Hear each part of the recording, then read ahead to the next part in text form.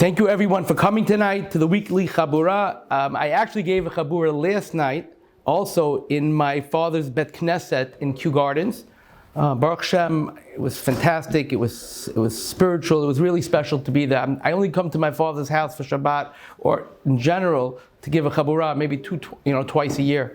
So it was very special, and it was. I have material from yesterday a little bit to carry over a little bit into today, because I see nobody from there is here, so that's a good thing. Anyway, I just want to mention that today's shiur will be for Refuah Shlema, for Rav Shmuel Kamenetsky Shlita, Rav Shmuel ben Etta Ittel, and for Rav Matzio Solomon Shlita. I don't know his name offhand, but they both need a Refuah Shlema, both big Gdolim, pillars of our generation, and they should have a Refuah Shlema B'karov. Before I thank Chazaq, like I always do, and Torah Anytime, like I always do, for the wonderful things that they do, it's very important that I haven't done this in the 3 months that I've been giving the Chaburah, and I really feel terrible. It hit me like a few days ago that I never thanked HaKadosh Baruch Hu every shiur. Before I thank Chazaq, which is amazing, and before I thank Torah Anytime, I should take the opportunity to thank HaKadosh Baruch Hu that I have been zocheh to be able to expound on His Torah, to give over His Torah, the humbleness that I should have, that my mouth is zocheh to actually say words of Torah, is not something that should be taken lightly. And therefore I thank you, HaKadosh Baruch Hu, that you give me the opportunity to take the infinite of your Torah, the infiniteness of the Torah, and make it finite as much as possible so that we can understand something at least. So thank you, HaKadosh Baruch Hu, for that. Regarding thanking, I wanted to mention something. We say in the Amidah Tfilah, we say the words before we say the Amidah, Hashem, Sefasai Tiftach, Ufi Yagiti Lasecha. Hashem, open up my lips, Ufi, and my mouth, Yagiti Latecha. We'll sing your praises, we'll say your praises. We say that before Shemona Esrei, that we ask Hashem, before we even start, that open my limited mouth as a human being so I could sing your praises. But the question really is, why is there a double lashon of Sefasai, open up my lips, and then ufi yagiti letecha, and then let my mouth sing your praises? Really, all that I say is, Hashem, open my mouth to sing your praises. You don't have to say, open my mouth, let my voice box talk, let it come out of through my teeth. All you have to say is, open my mouth. Why does it say the lashon of sefasai, and then it also says the word pi, when all that I say is, Hashem, open my mouth, and that's it? So I just want to tell you, the word sefasai, lips, comes from a certain shoresh. We know that the word Sfas Hayar means banks of a river, right? Moshe was put al Sfas Hayar, by the banks of a river. What is a bank of a river? A bank of a river separates the water from the sand. So it's really the separation of the water from the sand, and it's called Sfas. The human being is made b'tselem Elokim. He is made in the image of Hashem. So really his essence is purity. The only difference is when he opens his mouth and he says something, that already becomes out into the world. That becomes already Rishus Harabim. It becomes part of society. Therefore, we feel limited that we should be able, as a Tzelem Elokim, to be able to make ourselves human in a way. By talking, the difference between a human being and an animal, the Torah teaches you, is that a human being can talk. That's what it says. Therefore, the mouth is in essence, a vehicle of the human being becoming who he is. Therefore, we ask Hashem to open up our sfasai, our banks of who we are as a limited person, from a tzelem Elokim, even though when you speak, you can also be a tzelem Elokim, but that we should actually speak, and therefore when we speak, what ends up happening? We go from the inside, it becomes Rishus Rabim, so we ask Hashem to open up our limitations, our sfasai, our limitations, our lips, so we could sing His praises. Okay, now, before we discuss the main topic, which is the power of saying hello, which was the topic I picked because of things that I learned this week regarding the power of just a simple shalom and hello and a little bit of an acknowledgement that a person makes to another person in the street. I want to discuss a little bit of something from Parsha's Emor. So the Parsha begins, Vayom Hashem al Moshe, Emor el HaKohanim b'nei Aaron, ve'amarta aleihem lenefesh lo yitameh be'amov. So Hashem says to Moshe, Emor, speak, El HaKohanim, to the Kohanim, B'nei Aaron, the children of Aaron, V'amarta aleim, and tell them. It's almost like a double lashon. Emor, speak, V'amarta, and tell them. All that say is, V'yom Hashem Moshe, Emor el Kohanim. What's v'amar, to speak again? What's there, the double lashon? And what do we tell them? Lenefesh lo yitameh ba'amav, that he should not become tameh. Now, in general, what is the concept of tumah? I saw something only a few weeks ago, maybe 2 months ago. I saw this. What is it about a body that when it dies, it becomes tameh? And what is it about a human being, a kohen, that he's not allowed to touch a dead body? We know that the Torah says it. The question is, why does the Torah warn us? Why does the Torah warn a kohen that he will become tameh? Everyone becomes tameh, actually. But the kohen is warned that he has to be extra careful that he can't become tameh. What is it about a dead body that becomes tameh? And what is it about a kohen that he can't be involved with a dead body unless, of course, it's 7 of his relatives, his mother, his father, his sister, his brother, his wife, his sister that's not married. Also, another individual that he could become tameh to is a mes mitzvah. A body that was laying in the street, or nobody took care of, or nobody's involved in the funeral. He has a chiyuv, actually, a mitzvah, that he should be involved if there's no one else. It's called mes mitzvah. Now, so the question is, what is it about that we discussed? What the 2 questions of why he becomes tameh and why does a dead body become tameh? Because a dead body, a student of mine actually, I asked this to my public school students 2 days ago, and one of my 8th grade public school students said, Rabbi, I'll tell you why. Because a dead body cannot do mitzvot anymore. This is what he told me. A dead body cannot do mitzvot anymore. And when a human being cannot do mitzvot anymore, and he lacks that spirituality, automatically he becomes tameh. Automatically he becomes tameh. So that's an unbelievable answer, and that is one of the answers that I did see, that when there's no possibility of this person doing something for the world, accomplishing something in the world, he becomes tameh. Why does a kohen become tameh if he touches a dead body and he has to be more careful? Because a kohen always has to be ready to serve Klal Yisrael. He always has to be ready to serve the people. He always has to be ready to do Ratzon Hashem for who? For the Jewish people. So once he becomes tameh, he gets involved with a dead person, a certain lack of zrizut, of urgency, will become a little bit attached to his thought process. Because, like I said, a dead body has no movement, has no growth, has no potential. The Kohen has to realize that he needs to be always on guard to be potential for the people. And therefore, the fact this dead body actually has no potential, he needs to be aware of that at all times, and therefore he needs to keep away from a dead person and will become tameh. Because he can never let himself fall, even for a moment, into lethargicness, that he's not completely always ready and involved to do what he has to do. So I saw that, I thought that was a beautiful pshat. And that's first of all. Now Rashi says on the words Emor v'amarta. Rashi says, why does it say a double lashon of Emor v'amarta? Why does he use double lashon? So Rashi says Rashi says lahazir gedolim alaktanim, to warn the older ones, the older kohanim, that they should be stringent and let the younger ones know about this inyan of tameh. So the question really arises like this, that automatically when a kohen becomes bar mitzvah, automatically, like any other chiyuv in the Torah that a bar mitzvah boy has, he'll have automatically. And any mitzvah, if it's something that he has to be careful of, put it in the Torah that they have to be careful, ktarim. Why does the older one have to warn the younger one? What about all the other mitzvahs? He doesn't have to warn him? Why dafki here does it say lahazir gdolim ala ktanim, to warn the older ones on the younger ones? What's the pshat? So I saw 2 unbelievable pshatim on it. When it comes to chinuch, a lot of times a parent will tell his child something, but he'll do something else. He'll expect his child to be the gadol hadar, but he won't even open up a sefer. He expects his child not to look at certain things, but in his room, under the lights, you see he's looking at TV or whatever he's looking at that he doesn't want his kid to look at. Don't be one thing and don't say one thing and act on another thing, because children see contradiction. Even myself, growing up, when I had my children, there were times that would be a little more, stringent on my children to be more chashuv.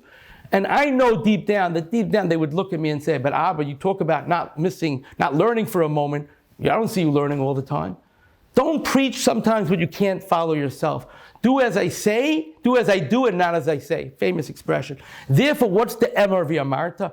To tell the Ktanim that Emor, what you say with your mouth, amarta, do it with your own actions. Emor, say with your mouth, v'amarta, and tell them through your actions. So one of them is talking about your actual saying it, and the second v'amarta is through your doing. So when you warn Kohanim, Ktanim, show how stringent you are, and they'll understand automatically. That's one pshat I saw. Another pshat I saw, really a beautiful pshat, is sometimes when a person loses a family member, he grieves so much that what happens, he doesn't realize there are still living people.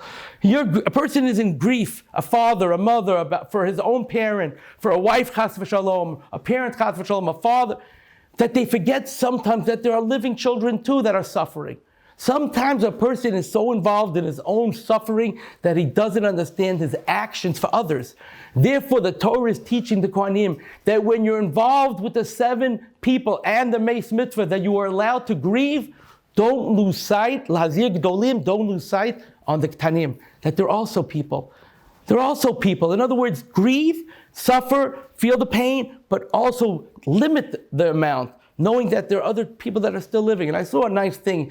Don't be so involved in the Kaddish and be more involved in the Kiddush.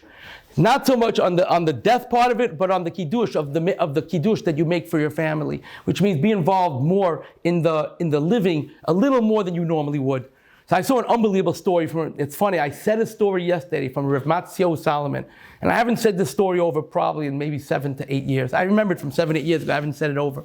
And I will tell you that as I went home, on my phone, I got a WhatsApp that Rav Matzio Solomon was rushed to the hospital. And I felt like, wow, that Hashem was sending me a message that Baruch Hashem, I was able to say a story, maybe for a zchut for Rav Matzio Solomon. Not that my tefillot is all and everything, but I just felt it was very powerful that I haven't said the story in 7 8 years, and randomly I said it. So let me tell you the story I said over. There was a certain Rav that passed away in Lakewood, and all the Rashivas, all the Rabbeim, all the Rabbanim came to be Menachem Avel. And this man, this father that passed away, had, I think, 10 children. Some of them were married in Kolel. He had married children. Some of them were teenagers, but he had 1 or 2 that was very young. And the youngest he had, I think, was 7 or 8 years old, the story says. And all the Rashivas came to be Menachem Avel, and they were sitting there. And Matzio came, he sat for a few minutes, and then he asked, where is the little boy? Where's the little boy? It was late at night. Where's the little boy? So they said that he sat shiver for a few hours. He's 7, 8 years old. He couldn't sit long. And he's playing with his toys in the kitchen. So Rav Matzio said, can I go speak to him? Of course. So Rav Matzio goes into the kitchen and he sees the boy. He says, hi. He tells him, what's your name? So the boy was playing with his toys. He goes, my name is Moshe. So Rav Matzio said, and do you have a nickname? Do they call you like a certain, cute nickname in yeshiva? He goes, yeah, they call me Mo. They call me Mo. So Rav Matzio said, so Mo, your name is Mo, my name is Matisyahu. We're going to be friends, he said. Can we be friends? He said, of course. He said, so let me tell you what I want from you. I'm going to give you, Rav Matzio told him, my private number. I have 2 numbers. I have a number that when I answer phone calls for the Klal Yisrael, and then I have a family phone, that in case my family needs to reach me, there's a family phone. So he says, I'm going to give you, he tells this boy, the family phone number. And I want you to call me whenever anything bothers you. Whenever you have a question, whenever there's something that you need in the Chumash, an answer, if you're learning and you need someone to learn with you, I want you to call me. And I want you to call me on my private number. Here's my number. And he gave it to the mother too, who brought him in, or to the sister, whatever. He says, here, take this number, put it on the fridge. And I want Mo to call me whenever anything bothers him, and whenever he has a question in learning, or anything he has a question. But I want him to also tell whoever picks up that phone that if they say I'm not available, I'm busy, they should tell this person, tell them that Mo is calling. Mo is calling, and when I hear that, if I'm around, if I'm available, I will make it my obligation, Emir Hashem, to answer your call or to call you back right away. So you see what it means to be sensitive, that this child in the background, he's suffering. You don't know how much he's suffering because he's only 7 years old. How much does he know? But no. Lahazi gedolim alaktanim, that know that there are young ones too involved. And you have to sometimes, a little bit take off the edge of your suffering in order not to terribly affect the ones that are still living. So I thought that was an unbelievable shot. Now I'm going to tell you something else. Every Tosfot is amazing. Every word of Torah is amazing. Every letter of Torah is infinite. But I saw an unbelievable Tosfos Das Kanim on this week's Parsha, something mind-boggling. Everything is mind-boggling, but this was, for me, mind-boggling. It says by a Kohen, and a Kohen Gadol, which people he's allowed to marry and who he's not allowed to marry. So we know that a Kohen Hedjit is not allowed to marry a Grusha, he can't marry a Chalala, he can't marry a Zonah, he can't marry certain people. A Kohen Gadol has one more restriction that even a Kohen Hedjit doesn't have. That a Kohen Gadol is not allowed to marry a Almanah, a widow. Not allowed to marry a widow. Okay, not allowed to marry a widow. So I looked it up, I tried to find what's the reason. So I came across, somebody actually told me I should look it up, this Tosfos Das Kanim. It's Bali Tosfos. Listen to what Tosfos says why a Kohen Gadol is not allowed to marry an Almanah. Incredible. The Kohen Gadol is the holiest man on Yom Kippur. He's it. Okay, everything goes through the Kohen Gadol. If he does the avodah correctly, Klal Yisrael gets bracha. If he doesn't have the proper thoughts or doesn't do it correctly, chas v'shalom, it could be a negative for Klal Yisrael. So the Kohen Gadol is, in essence, on Yom Kippur, resides over the brachot to Hashem on Klal Yisrael. If they should have a good year or not a good year. On the holiest day of the year, the holiest man walks into the holiest place. Once a year he goes in to the Kodesh HaKodashim. Once a year. Holiest man, holiest day, holiest place. And at the moment that he's about to say the Shem HaMiforash, Hashem's name, the holiest name at the holiest time, this is it. This is the point of the whole year's Hatzlacha. So the Tosfos says that we're worried.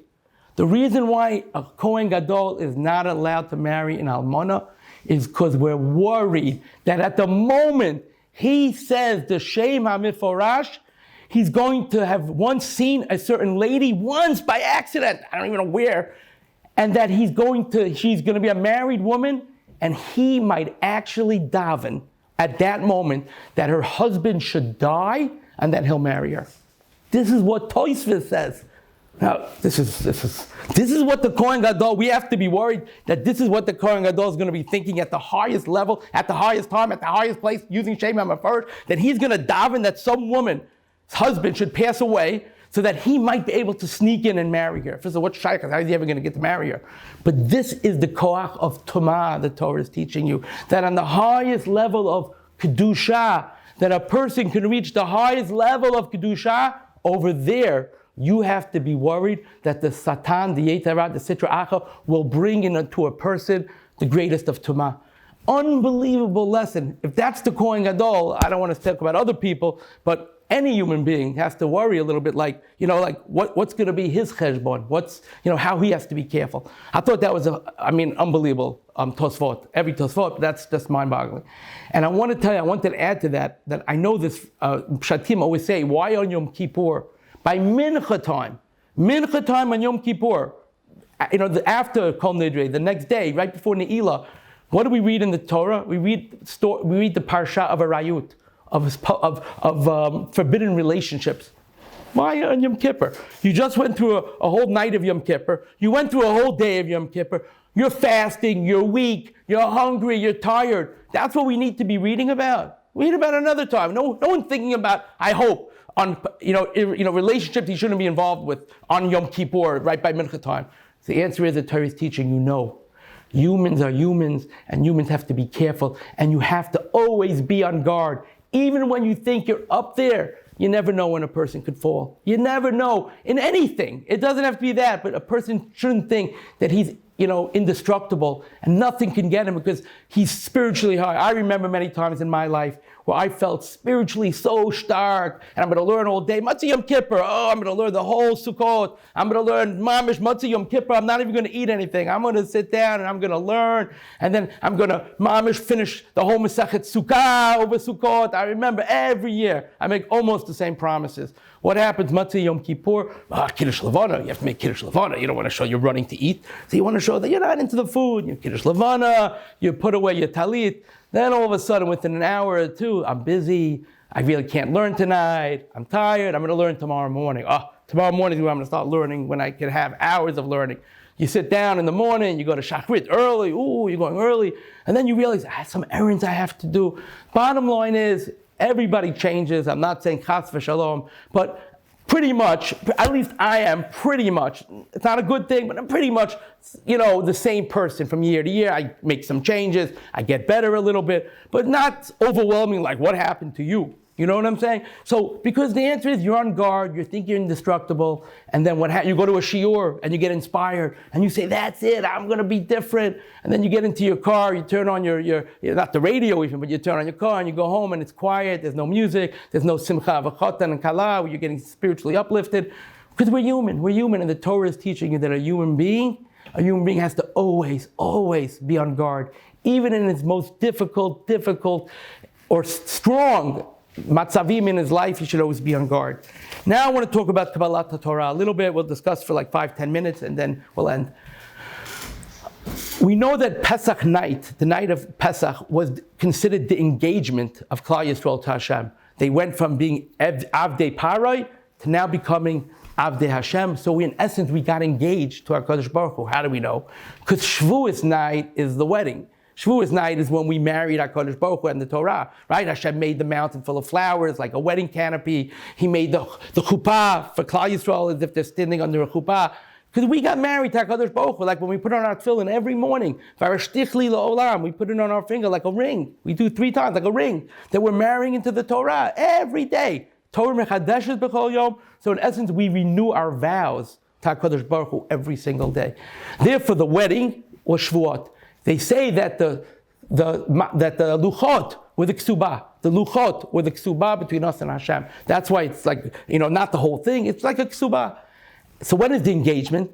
It was Pesach night when Hashem said the engagement party is in the house where you don't leave the house. That's what you're going to be. You're going to sit there. You're going to celebrate with family like an engagement.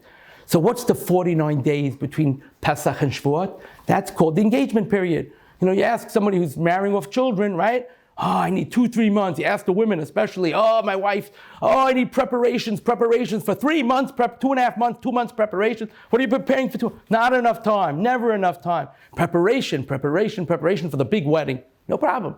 So what is the 49 days between Pesach and Shavuot? That is our engagement period. That's when we prepare ourselves. That's when we prepare ourselves for the chuppah, so we can come to the wedding pure, that we can come to the wedding and our groom, HaKadosh Baruch Hu and the Torah, is happy to see us because we prepared enough for that wedding. So those 49 days that Hashem took us into the Midbar was that we should prepare ourselves for Kabbalat HaTorah, for the wedding where we marry HaKadosh Baruch Hu and the Torah. So we have the night of Pesach was the engagement part. The 49 days between is the engagement process of preparing for the wedding, and then comes Shavuot, the wedding itself. So very daunting task. How does one prepare? Now we have 3 weeks left, I think almost to the day, right? 3 weeks left, almost, a little more than 3 weeks left before, a little more than 3 weeks before Shavuot, okay? 3 weeks and 2 days. So what I want to tell you is that how does one prepare? You have 3 weeks, you prepare for something that takes a lifetime. How do you prepare? You prepare with small gestures, you make improvements, you show the groom, HaKadosh Baruch Hu, the Torah, that I'm starting to become part of you. I'm starting to connect with you. I'm starting to accept you, and we're becoming one. So you make small changes. So I want to tell you that I was sitting in my father's shul on Shabbat, and I saw a Pirkei Avot that I was very impressed with.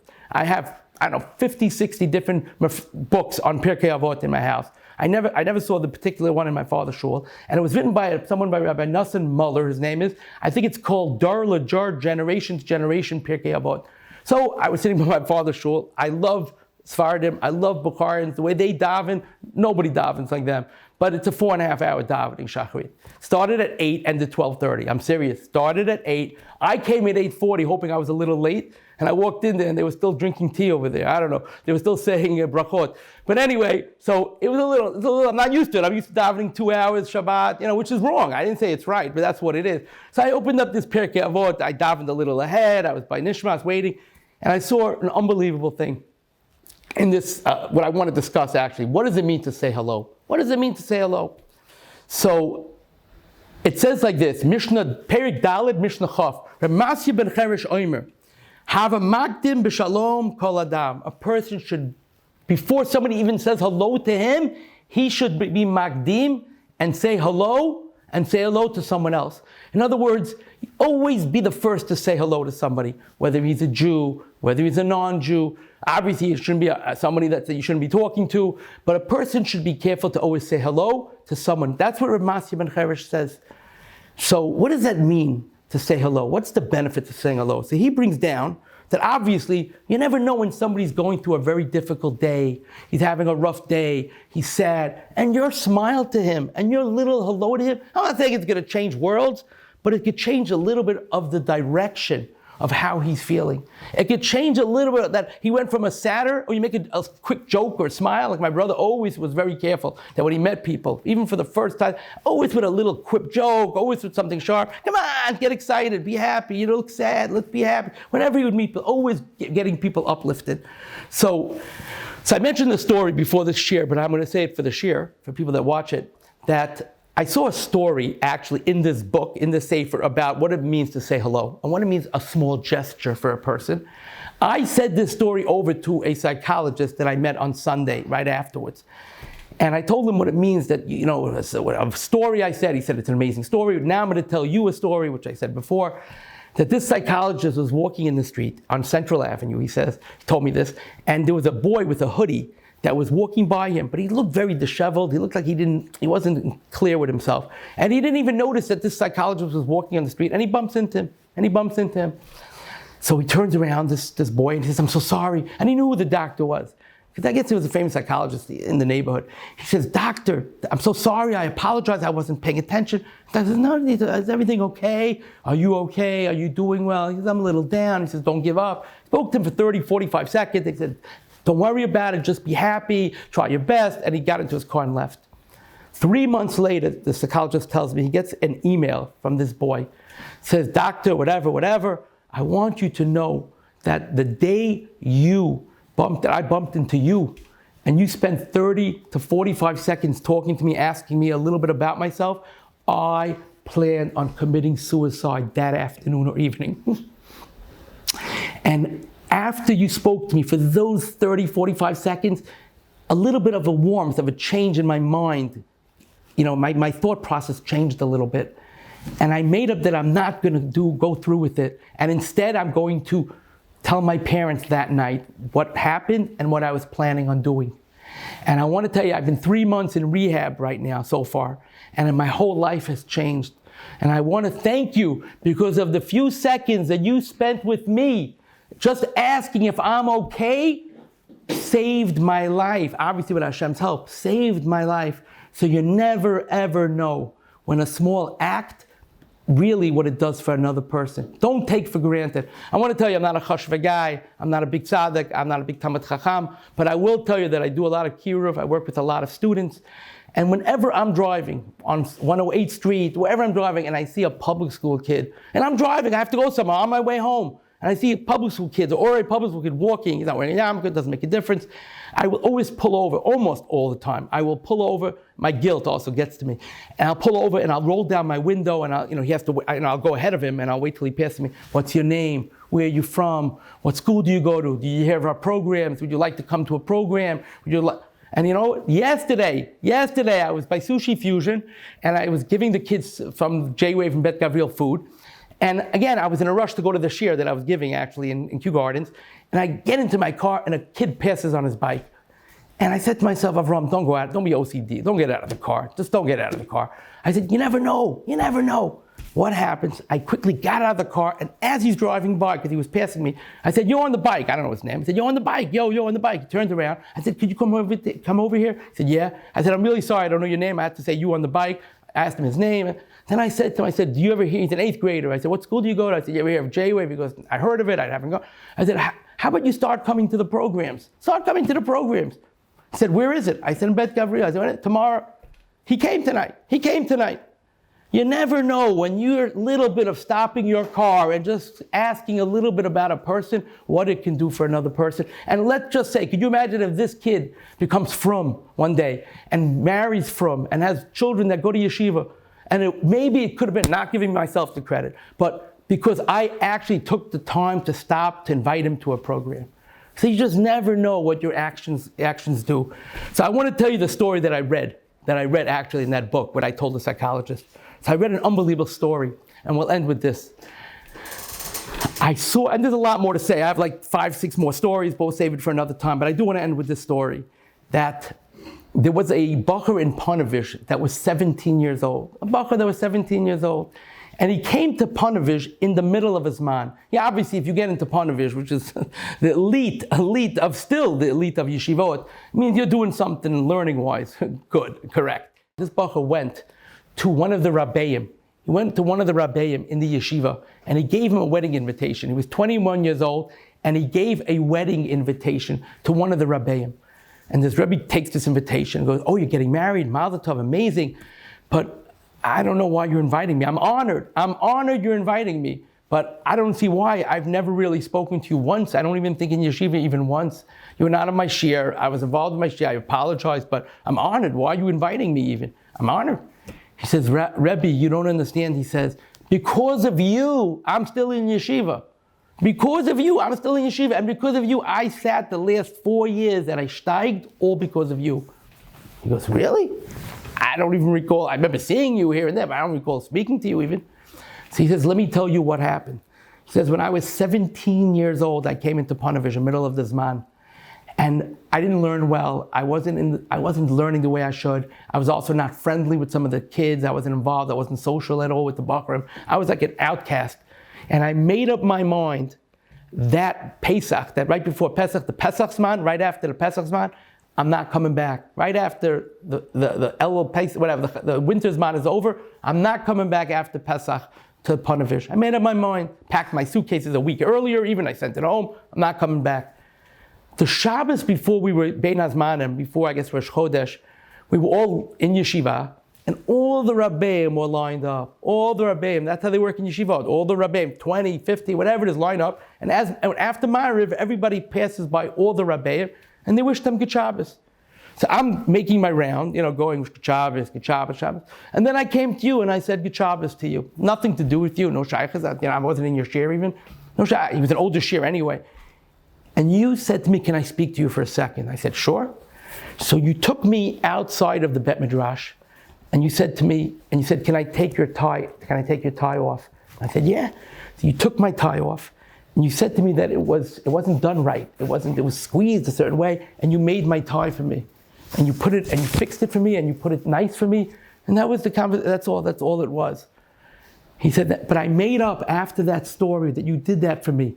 I said, you could have done it, you could have said to me something in front of the kids, you could have said, nothing. You went, you took me out of the line in front of the Talmidim, and you fixed my tie for me. I want to tell you, I made up that Pesach, I thought about it. I said, I must come back to the yeshiva for another few months to try it out, because if a Rebbe can care like that, maybe this is where I should be. And I stayed for another 4 years because of you. So you never know the gestures that you do for another human being, how exactly it impacts another person. So I want to end with that. There's a lot more to say, but we're going to end with this. But I want to tell you, how do we prepare? By taking small steps. Everybody here knows what they can do a little better, a little stronger. But you know what? It's important to be positive, to have peace at home. People come home from work. They're tired, they're drained. And never, who sometimes do they let it out on? The people in the house. They come home angry, frustrated. I had a bad day at work. Why are you letting it out on me? Train yourself. Before you walk into your home, you say to yourself, I need to leave work, all my tzarot, as much as you can. My problems on the other side of the door. When I come home, I have children. I have children.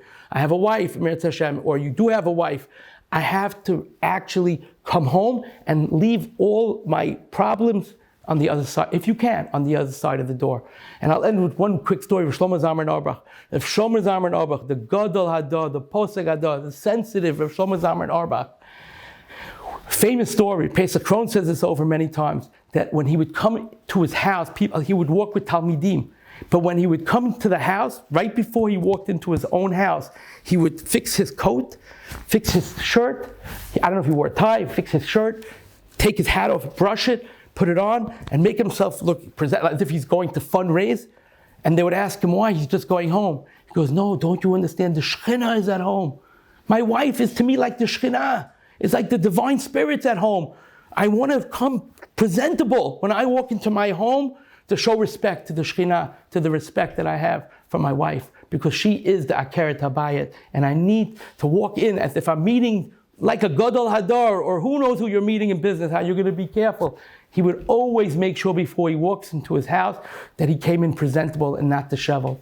So we have many shoes, great shoes to fill, but they can be filled. They can be filled. We just need to work on ourselves a little more, all of us, and we should be zocheh to be makabel the Torah, ba'ahava, and I wish you all a good week.